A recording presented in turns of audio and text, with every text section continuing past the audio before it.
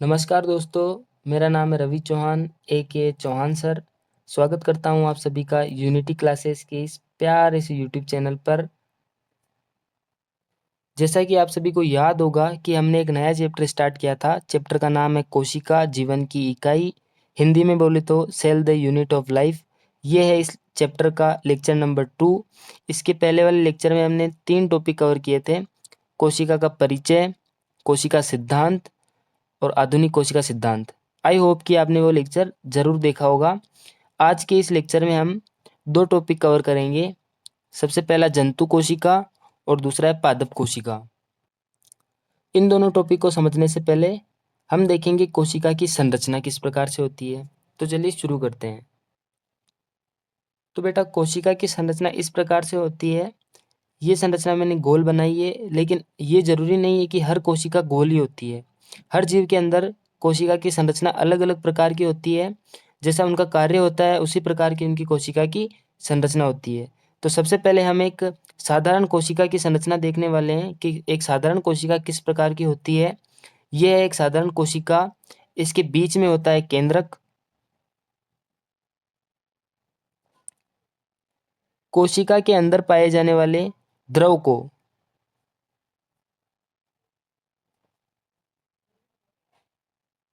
कोशिका के अंदर पाए जाने वाले द्रव को हम कहते हैं कोशिका द्रव्य,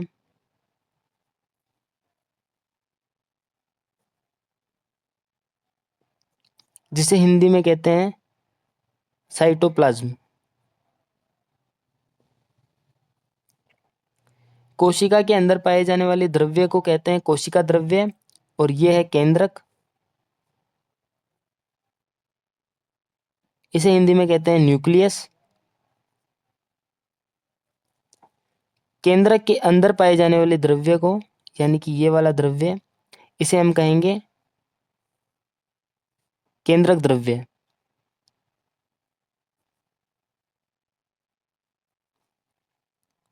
जैसे कि पिछली क्लास में हमने देखा था कि श्वान ने बताया था कि जंतु और पादप की कोशिका के बाहर एक झिल्ली पाई जाती है, जिसे कहते हैं कोशिका झिल्ली,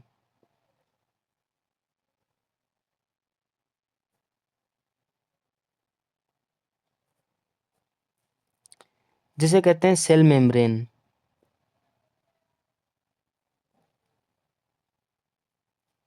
इतना समझ आया?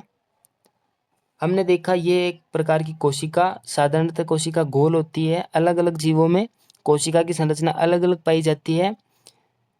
कोशिका के बाहर एक झिल्ली पाई जाती है जिसे कहते हैं कोशिका झिल्ली, जिसे हिंदी में कहते हैं सेल मेम्ब्रेन। कोशिका के अंदर पाए जाने वाले द्रव्य को कहते हैं कोशिका द्रव्य, जिसे हिंदी में कहते हैं साइटोप्लाज्म। कोशिका के बीच में, कोशिका के अंदर केंद्रक पाया जाता है, जिसे हिंदी में कहते हैं न्यूक्लियस। केंद्रक के अंदर पाए जाने वाले द्रव्य को हम क्या कहेंगे? केंद्रक द्रव्य, यानी कि न्यूक्लियोप्लाज्म।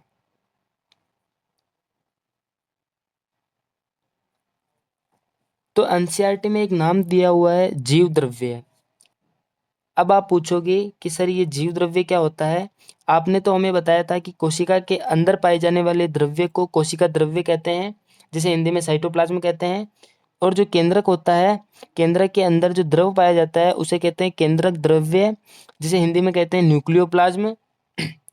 आपने तो ये बताया ही नहीं कि जीव द्रव्य क्या होता है। तो बेटा, जीव द्रव्य क्या होता है ये मैं आपको बता देता हूँ।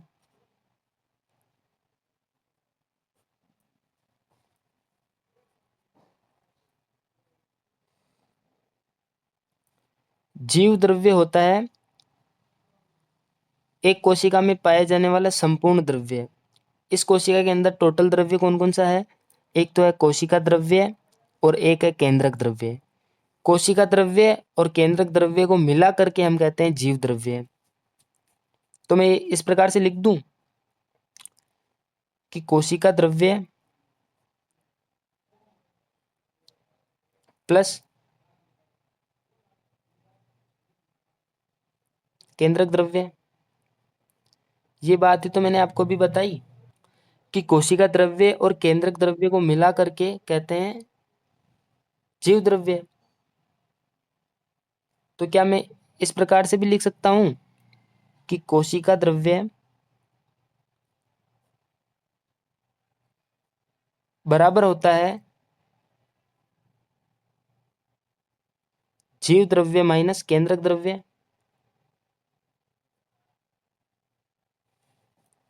और हम इसी को इस प्रकार से भी लिख सकते हैं कि केंद्रक द्रव्य बराबर होता है जीव द्रव्य माइनस कोशिका द्रव्य।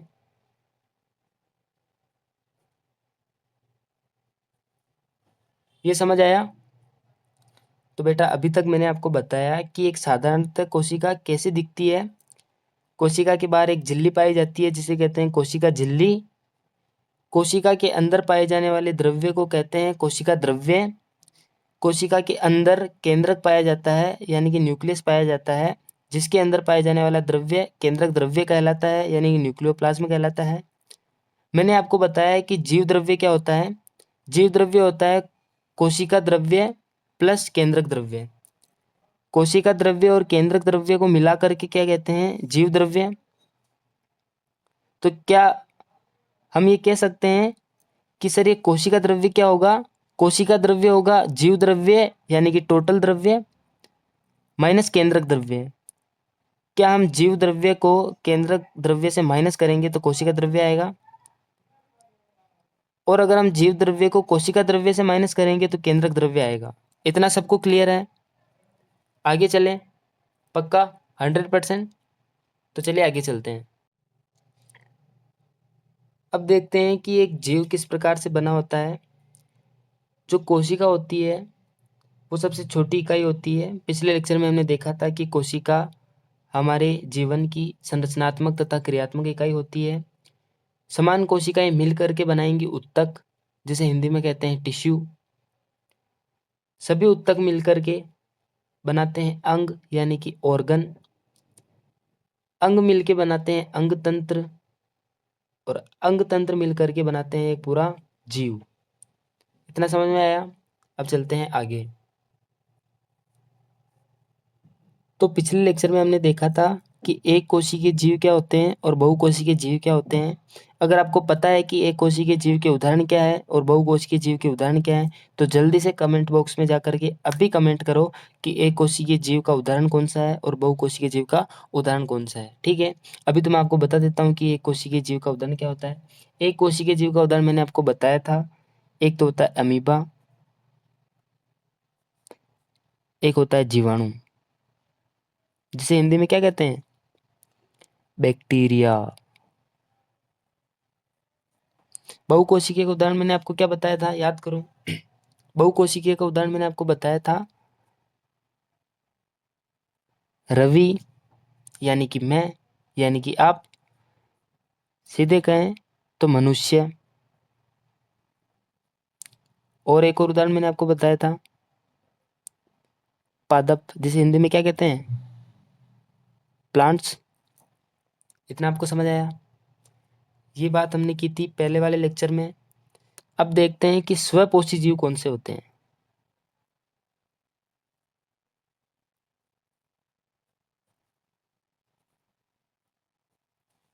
अब हम क्या देखेंगे कि स्वपोषी जीव यानी कि ऑटोट्रोफिक।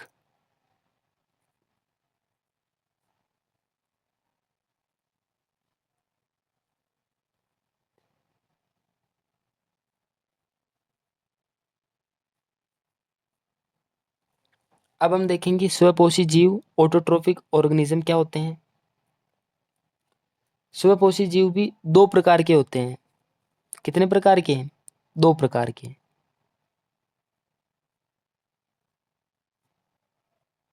पहले होते हैं प्रकाश संश्लेषी,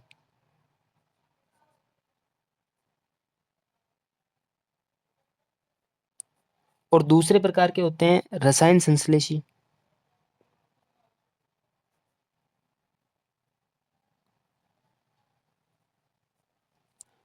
तो बेटा स्वपोषी जीव यानी कि ऑटोट्रोफिक ऑर्गेनिज्म वे जीव होते हैं जो अपना भोजन स्वयं बनाते हैं।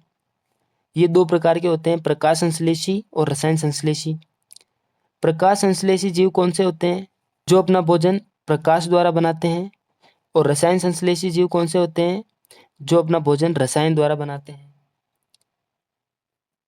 अब आप बोलोगे कि सर इनका एक एक उदाहरण दे दो, तो प्रकाश संश्लेषी का उदाहरण है हरिपादप, और रसायन संश्लेषी जीव का उदाहरण है सल्फर जीवाणु।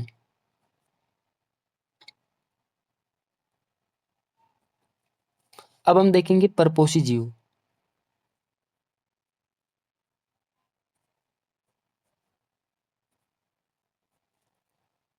इन्हें हिंदी में कहते हैं हेट्रोट्रोफिक ऑर्गेनिज्म।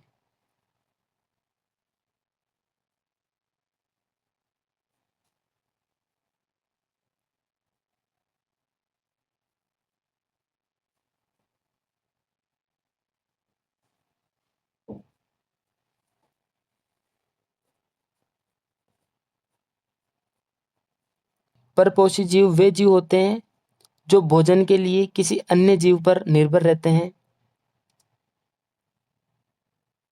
यहाँ पे मैं लिख देता हूं,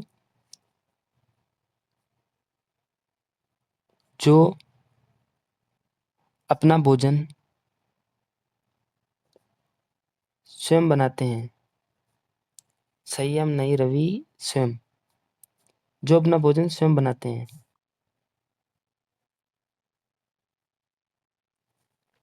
और परपोषी जीव वे होते हैं जो भोजन के लिए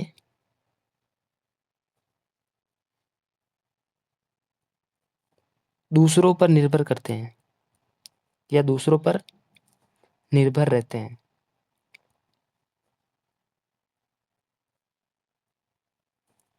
अब ये परपोषी जीव 4 प्रकार के होते हैं।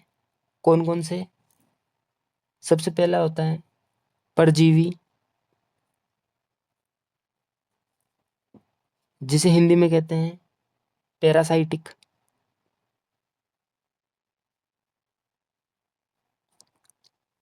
दूसरे प्रकार के होते हैं मृतजीवी, जिसे हिंदी में कहते हैं सेप्रोफाइटिक।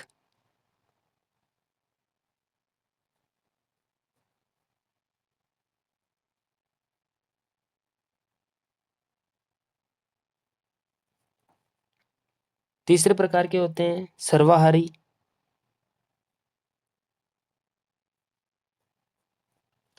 जिसे हिंदी में कहते हैं होलोजोइक।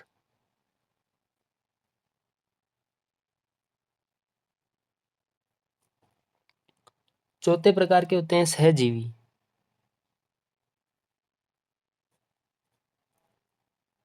जिसे हिंदी में कहते हैं सिम्बायोटिक।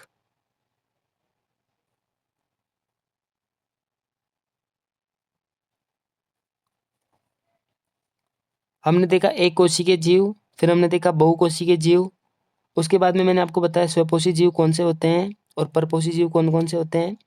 अब हम देख रहे हैं परपोषी जीव के प्रकार। परपोषी जीव 4 प्रकार के होते हैं। परजीवी, जिसे कहते हैं पैरासाइटिक। दूसरा होता है मृतजीवी, जिसे कहते हैं सेप्रोफाइटिक। तीसरा होता है सर्वाहारी, जिसे कहते हैं होलोजोइक। और चौथा होता है सहजीवी, जिसे कहते हैं सिम्बायोटिक। परजीवी जीव वे जीव होते हैं जो किसी जीवित जीव पर निर्भर करते हैं। इसका एग्जाम्पल है जीवाणु।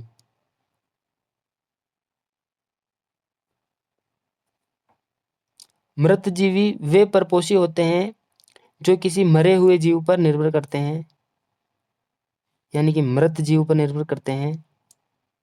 इसका एग्जाम्पल है कवक। सर्वाहारी परपोषी वे जीव होते हैं जो जीवित और मृत दोनों प्रकार के जीवों से अपना भोजन प्राप्त करते हैं। जीवित व मृत। इसका एग्जाम्पल है मनुष्य। और सहजीवी परपोषी वे जीव होते हैं जो लेन देन करते हैं, यानी कि मिलजुल कर रहते हैं।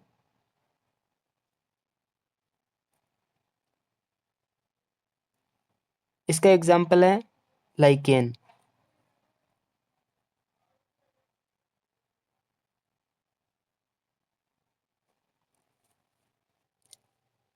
अब हम देखेंगे जंतु कोशिका, जिसे हिंदी में कहते हैं एनिमल सेल। अब मैं आपके सामने जंतु कोशिका का एक चित्र बनाऊंगा। आपको एक एक अंग बताऊंगा कि जंतु कोशिका में कौन कौन सी चीजें पाई जाती है। तो आप एक एक चीजों को नोट करिएगा और मेरे साथ साथ चित्र बनाइएगा, आपको जल्दी याद होगा। तो चलिए शुरू करते हैं। कोशिका के सबसे बाहर पाई जाती है कोशिका झिल्ली।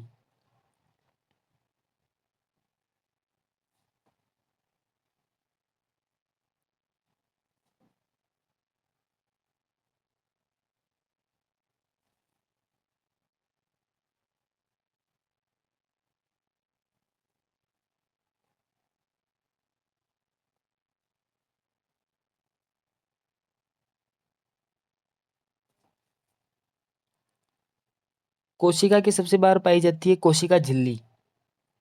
और मैंने आपको अभी जस्ट बताया कि कोशिका के अंदर पाए जाने वाले द्रव्य को क्या कहते हैं? कोशिका द्रव्य। तो हम इसे लिख लेते हैं।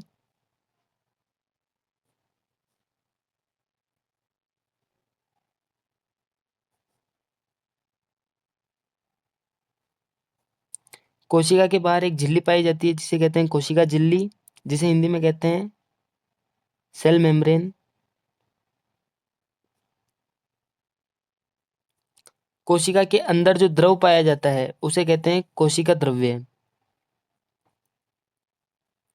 यहाँ लिख दूं, ये हो गया कोशिका द्रव्य। कोशिका के अंदर पाया जाता है एक केंद्रक। अब हम बनाएंगे केंद्रक।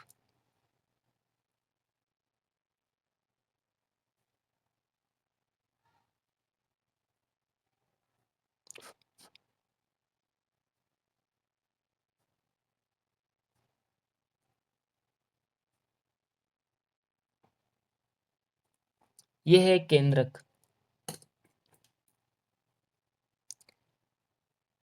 और केंद्रक के बाहर पाई जाने वाली झिल्ली को क्या कहते हैं? केंद्रक झिल्ली।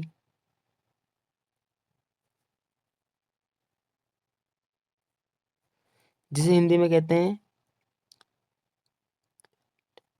Nuclear membrane.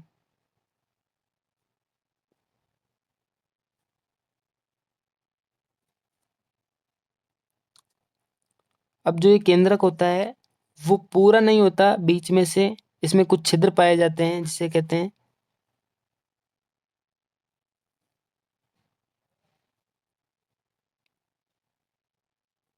केंद्रक छिद्र।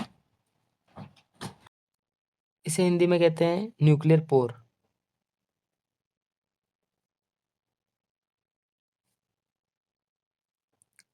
केंद्रक के अंदर एक ऐसी दागीनुमा संरचना होती है, उसे कहते हैं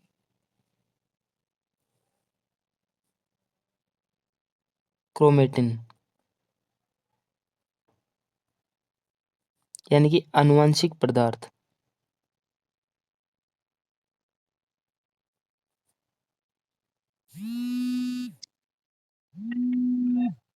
इस केंद्रक के पास में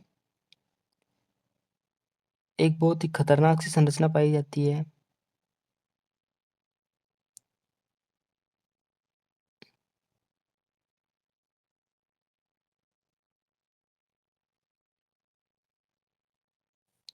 जिसे कहते हैं अंतःप्रद्रवी जालिका।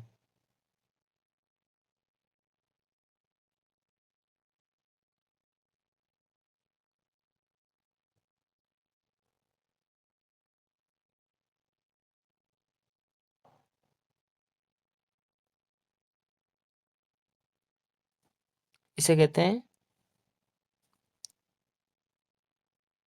अंतःप्रद्रवी जालिका। हिंदी में इसे कहते हैं एंडोप्लाज्मिक रेटिकुलम। इसे हम शॉर्ट में ईआर भी कहते हैं। ये जो कोशिका झिल्ली के ऊपर अंगुली नुमा संरचना पाई जाती है इसे कहते हैं माइक्रोविली। माइक्रोविलाई।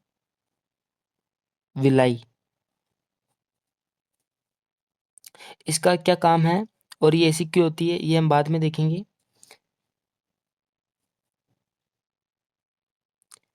केंद्रक के ऊपर और इस ईआर के ऊपर कुछ ऐसी संरचना पाई जाती है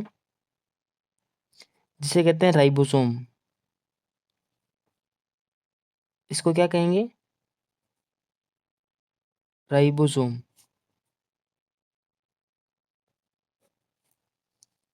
इस कोशिका के कोशिका द्रव्य में और अन्य भी अंग होते हैं जिसको हम एक एक करके देखते हैं।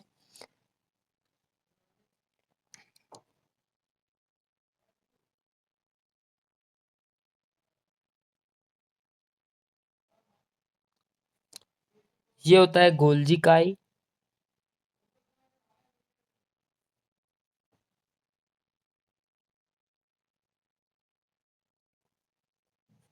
इसे हिंदी में कहते हैं गोल्जी बॉडी।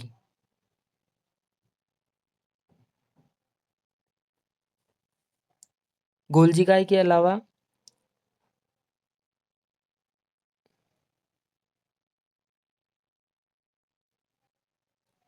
एक थैलीनुमा संरचना पाई जाती है कोशिका द्रव्य में, इसे कहते हैं लाइसोसोम। पहले एक एक करके सभी कोशिकांग को देख लेते हैं, फिर उन सबका कार्य देखेंगे। इसे कहते हैं लाइसोसोम। आपने सुना होगा आत्म आत्मघाती थैली।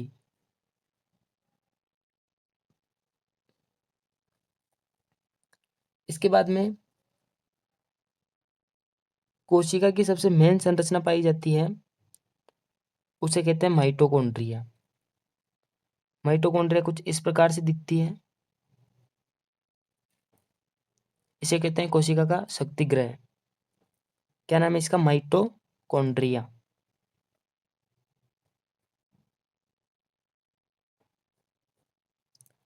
या इसे सूत्रकणिका भी कहते हैं।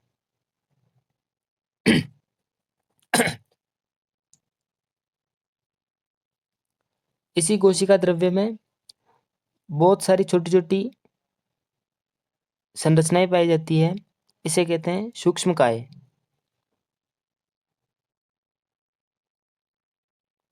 जिसे हिंदी में कहते हैं माइक्रोबॉडी।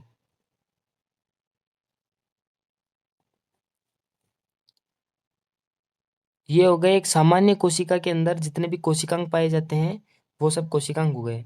अब मैं आपको एक जल्दी से रिकेप दे देता हूँ कि अभी तक हमने कौन कौन से कोशिकांग देखे हैं। हमने स्टार्ट की है जंतु कोशिका, जिसे हिंदी में कहते हैं एनिमल सेल। ये हमने एक जंतु कोशिका डायग्राम बनाया है। जंतु कोशिका की सबसे बाहर होती है कोशिका झिल्ली। ये रही कोशिका झिल्ली सबसे बाहर, जिसे कहते हैं सेल मेम्ब्रेन। कोशिका की झिल्ली के ऊपर अंगुलीनुमा संरचना होती है, उसे कहते हैं माइक्रोविलाई। कोशिका के भीतर केंद्रक पाया जाता है। ये केंद्रक कंटिन्यू नहीं होता, इसके बीच में कुछ छिद्र पाए जाते हैं, उसे कहते हैं केंद्रक छिद्र। और केंद्रक के बाहर जो झिल्ली पाई जाती है उसे कहते हैं केंद्रक झिल्ली, जिसे कहते हैं न्यूक्लियर मेम्ब्रेन। केंद्रक के अंदर एक धागे नुमा संरचना पाई जाती है, उसे कहते हैं क्रोमेटिन या आनुवंशिक पदार्थ। केंद्रक के बाहर केंद्रक से जुड़ी हुई संरचना पाई जाती है, उसे कहते हैं अंतःप्रद्रवी जालिका, यानी कि एंडोप्लाज्मिक रेटिकुलम। इसे शॉर्ट में कहते हैं ईआर। ये भी दो प्रकार की होती है, एक होती है एसईआर और एक होता है आरईआर। अब हम देख रहे हैं अंतःप्रद्रवी जालिका यानी ईआर दो प्रकार की होती है, एसईआर और आरईआर। एसईआर का मतलब है स्मूथ एंडोप्लाज्मिक रेटिकुलम और आरईआर का मतलब है रफ एंडोप्लाज्मिक रेटिकुलम। आपको बस ये ध्यान रखना है, इसे हिंदी में कहते हैं चिकनी अंतःप्रद्रवी जालिका। अंतःप्रद्रवी जालिका दो प्रकार की होती है, एसईआर और आरईआर। एसईआर मतलब स्मूथ एंडोप्लाज्मिक रेटिकुलम, आरईआर का मतलब होता है रफ एंडोप्लाज्मिक रेटिकुलम। स्मूथ के ऊपर राइबोसोम एब्सेंट होते हैं, एब्सेंट यानी कि अनुपस्थित। लेकिन जो रफ एंडोप्लाज्मिक रेटिकुलम होती है, इसके ऊपर राइबोसोम प्रेजेंट होते हैं, यानी कि राइबोसोम उपस्थित होते हैं, इसीलिए ये खुरदरी होती है। इसे कहते हैं खुरदरी अंतःप्रद्रवी जालिका और इसे कहते हैं चिकनी अंतःप्रद्रवी जालिका। इसके बाद में हमने एक और संरचना देखी जो कि कोशिका द्रव्य में पाई जाती है। ये वाली संरचना इसे कहते हैं गोल्जी काय, हिंदी में इसे कहते हैं गोल्जी बॉडी। गोल्जी काय के अलावा हमने एक और संरचना देखी, थैलीनुमा संरचना होती है, इसे कहते हैं लाइसोसोम। इसे हम आत्मघाती थैली भी कहते हैं। इसके अलावा ऐसी छोटी छोटी संरचना पाई जाती है, इसे कहते हैं सूक्ष्मकाय, जिसे हिंदी में कहते हैं माइक्रोबॉडी। इसके अलावा कोशिका द्रव्य में सबसे इंपॉर्टेंट चीज होती है कोशिका की, उसे कहते हैं माइटोकॉन्ड्रिया या सूत्रकणिका, जिसे कोशिका का शक्तिगृह भी कहा जाता है। तो ये हो चुकी है एक जंतु कोशिका यानी एनिमल सेल। हमने एक एनिमल सेल बना करके देख ली, उसके अंदर कौन कौन से कोशिकांग पाए जाते हैं वो भी हमने देख लिए। इसके क्या कार्य है वो हम आगे देखेंगे। अब हम देखने वाले हैं पादप कोशिका। चले आगे, पक्का क्लियर है यहाँ तक? तो चलो।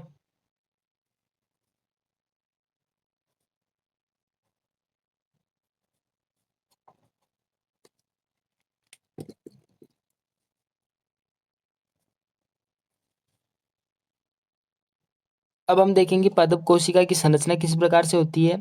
मैं पादप कोशिका का चित्र आपके सामने बना के दिखाऊंगा, आप भी मेरे साथ साथ बनाइएगा ताकि आपको अच्छे से समझ में आएगा। तो चलो बनाते हैं। पादप कोशिका के सबसे बाहर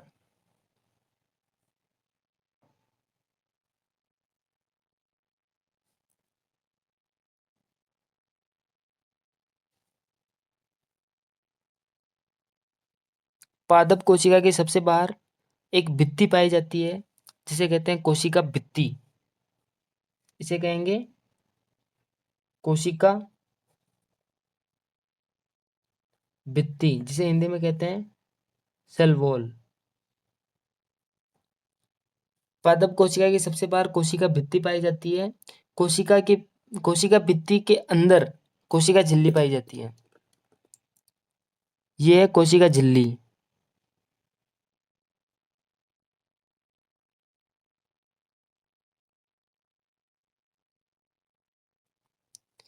यह है कोशिका झिल्ली,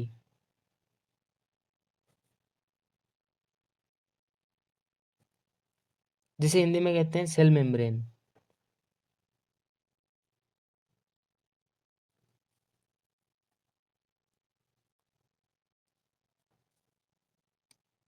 कोशिका के अंदर कोशिका द्रव्य पाया जाता है,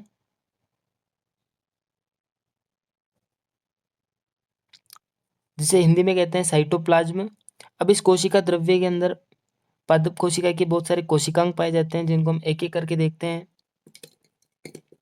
सबसे पहले पादप कोशिका के अंदर सबसे इंपॉर्टेंट चीज है केंद्रक।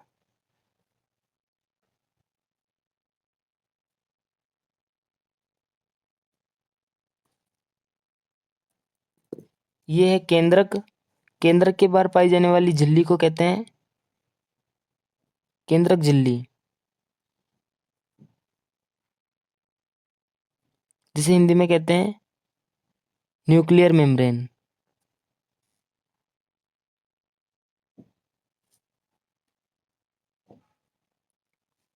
इस केंद्रक के अंदर धागेनुमा संरचना होती है, जो कि हमने जंतु कोशिका में भी देखा था। इसे कहते हैं क्रोमेटिन या आनुवंशिक पदार्थ।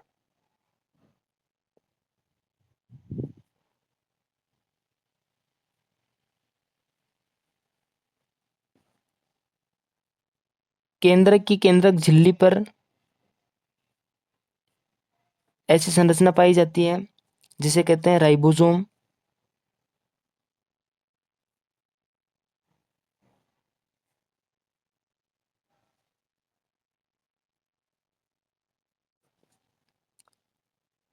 केंद्रक की झिल्ली से जुड़ी हुई एक संरचना पाई जाती है, जो कि हमने जंतु कोशिका में भी देखा था।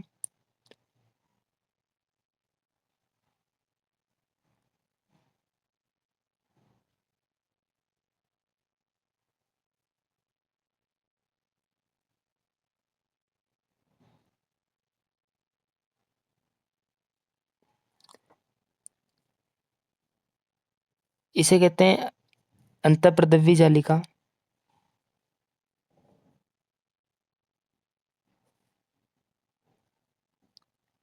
हिंदी में बोले तो एंडोप्लाज्मिक रेटिकुलम, जिसे शॉर्ट में ईआर भी कहते हैं।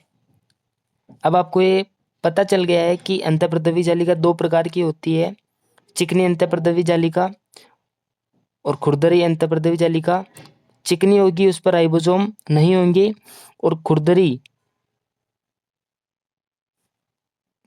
ईआर पर राइबोसोम प्रेजेंट होते हैं, इसलिए उसे रफ एंडोप्लाज्मिक रेटिकुलम कहते हैं। इसके अलावा हमने कोशिकांग देखे थे, वो भी इसमें प्रेजेंट होंगे। सबसे पहले तो है,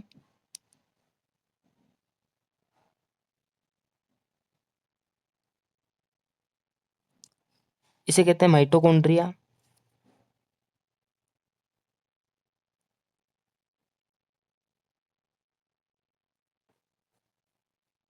या सूत्रकणिका।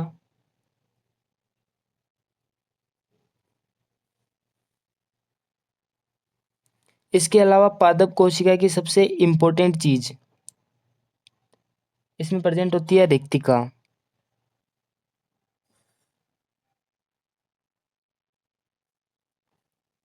यह है रिक्तिका।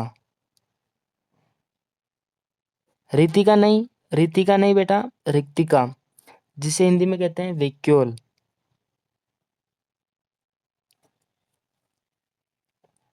इसके अलावा कोशिका द्रव्य में एक और संरचना पाई जाती है जो कि जंतु कोशिका में नहीं पाई जाती।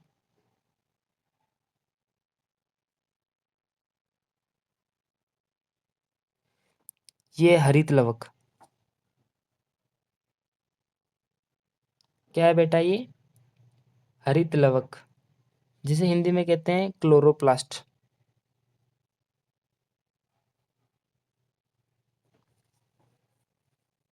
हरित लवक हो गया। इसके अलावा इसमें भी छोटी छोटी संरचना पाई जाती है, इसे कहते हैं सूक्ष्मकाय, जिसे हिंदी में कहते हैं माइक्रोबॉडी।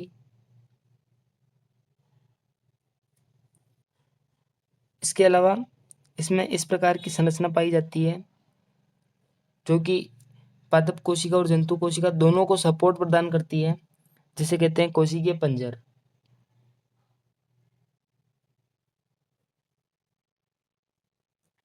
जिसे हिंदी में कहते हैं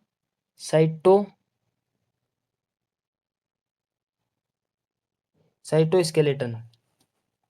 ठीक है, ये हो गई पादप कोशिका। और पादप कोशिका में कौन कौन से कोशिकांग पाए जाते हैं वो भी मैंने आपको बता दिया।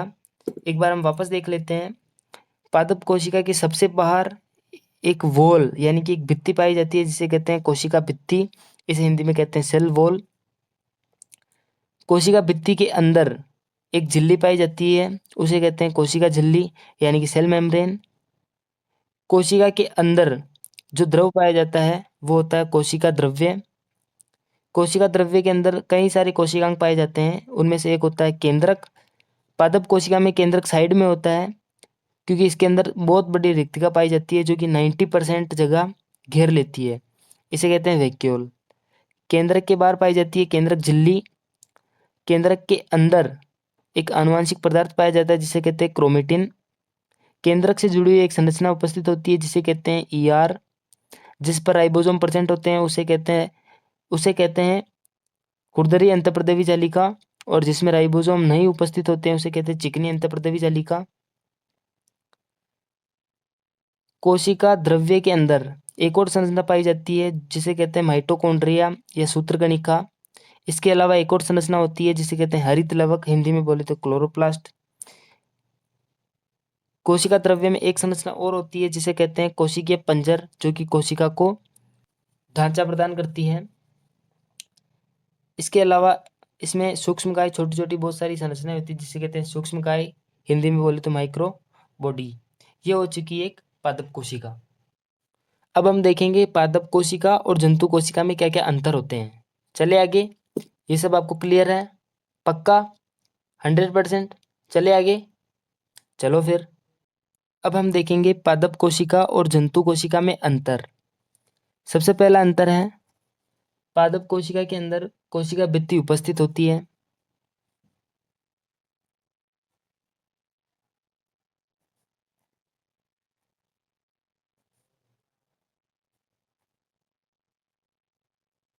यहाँ लिख दूं प्रेजेंट। लेकिन जंतु कोशिका में कोशिका भित्ति यानी कि सेल वॉल एब्सेंट होती है, नहीं पाई जाती। लिख दूं इसे?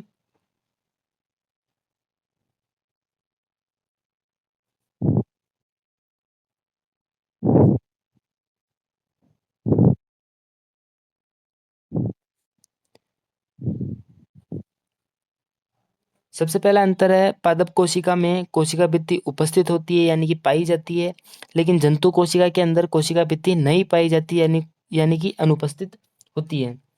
दूसरा अंतर इन दोनों कोशिका में ये है कि पादप कोशिका के अंदर हरित लवक यानी कि क्लोरोप्लास्ट पाया जाता है, लेकिन जंतु कोशिका के अंदर हरित लवक यानी क्लोरोप्लास्ट नहीं पाया जाता।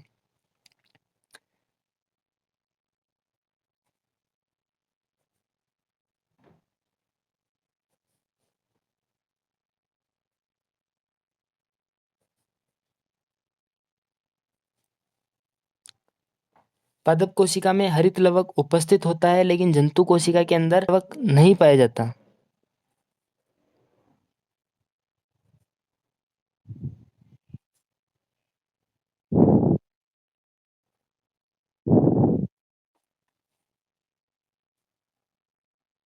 तीसरा अंतर इन दोनों कोशिका में ये होता है कि जो पादप होते हैं वो स्वपोषी होते हैं, यानी कि अपना भोजन स्वयं बनाते हैं, लेकिन जो जंतु होते हैं वे परपोषी होते हैं।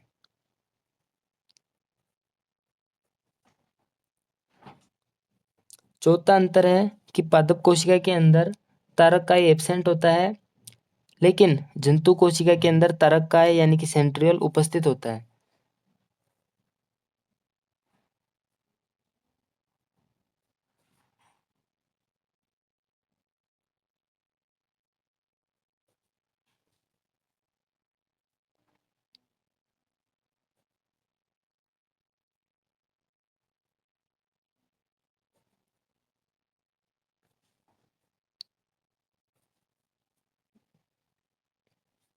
पांचवा अंतर इन दोनों कोशिका में ये होता है कि पादप कोशिका के अंदर केंद्रक किनारे पर होता है, अभी हमने देखा, और जंतु कोशिका के अंदर जो केंद्रक होता है वो केंद्र में होता है। इसे लिख लेते हैं।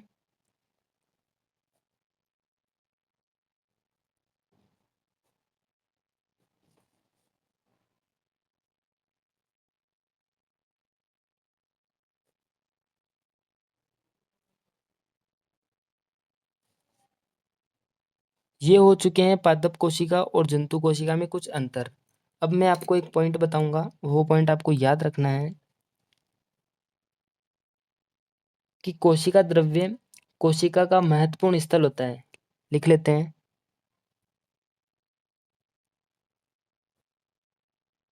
कोशिका द्रव्य यानी कि साइटोप्लाज्म कोशिका का महत्वपूर्ण स्थल होता है।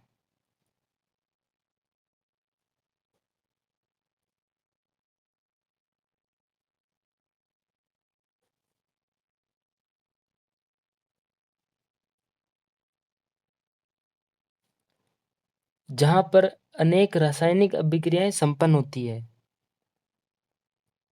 जहां पर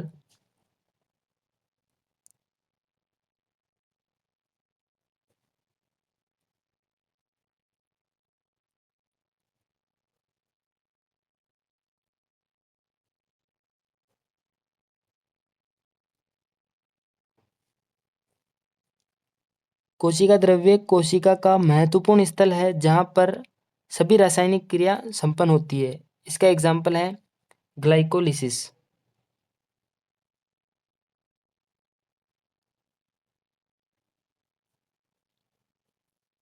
ग्लाइकोलिसिस ये हम आगे पढ़ेंगे, लेकिन अभी मैं आपको थोड़ा सा बता देता हूँ।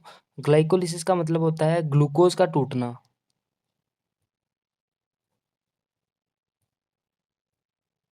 अगर आपसे कोई ये क्वेश्चन पूछ ले कि ग्लूकोज कहाँ पर टूटता है, तो वो कोशिका के कोशिका द्रव्य में जाके टूटता है। ठीक है, इतना आप सबको क्लियर है? आगे चले?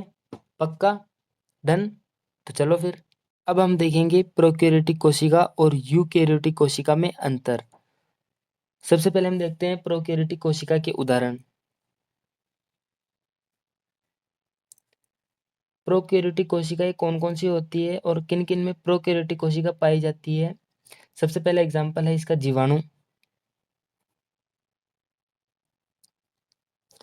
दूसरा एग्जाम्पल है माइकोप्लाज्मा।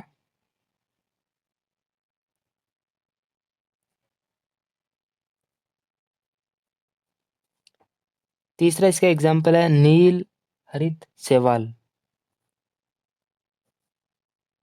नील गाय नहीं है बेटा, नील हरित शैवाल है यहाँ, जिसे शॉर्ट में कहते हैं ब्लू ग्रीन एल्गी। ठीक है, ये हो गए जीव जिनमें प्रोकैरियोटिक कोशिका पाई जाती है। अब हम देखते हैं यूकैरियोटिक कोशिका किन किन में पाई जाती है। सबसे पहला इसका एग्जाम्पल है मनुष्य, यानी कि हम लोग, जिनमें प्रोकैरियोटिक कोशिका पाई जाती है। दूसरे हैं जीव, जंतु और पादप, इन सभी में यूकैरियोटिक कोशिका पाई जाती है। अब हम देखते हैं इसका दूसरा एग्जाम्पल, यानी कि हमने एग्जाम्पल तो देख लिया, अब हम देखते हैं इनमें अंतर क्या क्या है, प्रोकैरियोटिक कोशिका और यूकैरियोटिक कोशिका में क्या अंतर है। सबसे पहला, प्रोकैरियोटिक कोशिका के अंदर सुविकसित केंद्रक नहीं पाया जाता और यूकैरियोटिक कोशिका में सुविकसित केंद्रक पाया जाता है। इसका डायग्राम हम अगले वाले लेक्चर में देखेंगे, लेकिन इस लेक्चर में हम देख लेते हैं दोनों के अंदर अंतर। इसे हम लिख लेते हैं,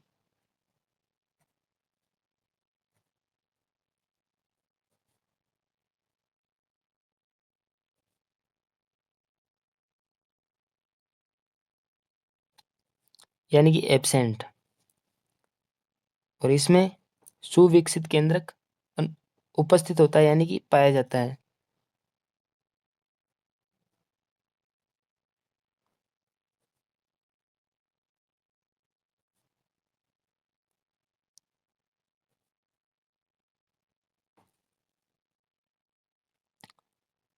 पहला अंतर दोनों में यह है कि सुविकसित केंद्रक प्रोकैरियोटिक कोशिका में अनुपस्थित होता है और सुविकसित केंद्रक यूकैरियोटिक कोशिका में उपस्थित होता है। दूसरा अंतर इनमें यह है कि प्रोकैरियोटिक कोशिका के अंदर सभी कोशिकांग अनुपस्थित होते हैं, लेकिन यूकैरियोटिक कोशिका में सभी कोशिकांग उपस्थित होते हैं। इसे लिख लेते हैं,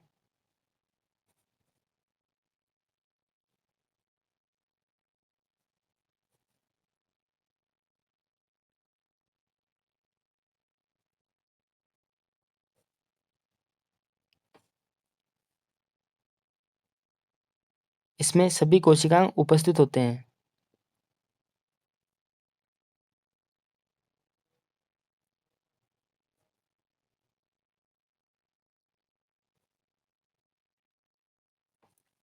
सभी कोशिकांग कौन कौन से कोशिकांग, एग्जाम्पल माइटोकॉन्ड्रिया, गोल्जी काय, लाइसोसोम, अंतःप्रद्रवी जालिका, ये सब प्रोकैरियोटिक कोशिका में नहीं पाई जाती। इसे लिख लेते हैं,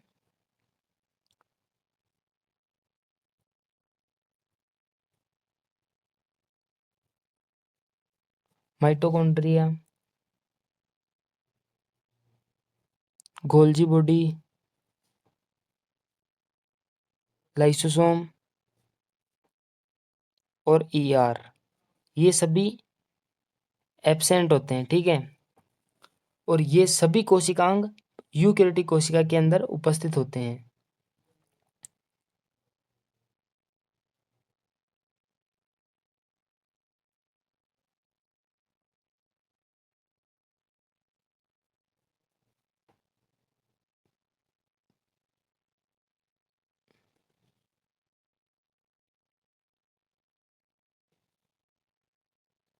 ये सभी कोशिकांग यूकैरियोटिक कोशिका के अंदर उपस्थित होते हैं, लेकिन इनका एक अपवाद है, वो आपको याद रखना है कि जो राइबोसोम होता है, इसका अपवाद है राइबोसोम। राइबोसोम ऐसा कोशिकांग है जो प्रोकैरियोटिक कोशिका और यूकैरियोटिक कोशिका दोनों में पाया जाता है। ठीक है, इसमें भी प्रेजेंट और इसमें भी राइबोसोम प्रेजेंट।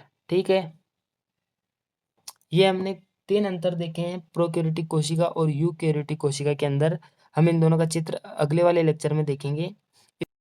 आई होप कि आप सबको ये वाला लेक्चर पूरा समझ में आया होगा। जिसको भी ये लेक्चर अच्छा लगा हो या पढ़ने में मज़ा आ रहा हो, वो अभी के अभी जाके कमेंट करो, वीडियो को लाइक करना, चैनल को सब्सक्राइब करना और आने वाले लेक्चर का वेट ज़रूर करना। मैं धीरे धीरे सारे लेक्चर अपलोड कर दूंगा। तो ठीक है, मिलते हैं अगली वीडियो में। Bye bye.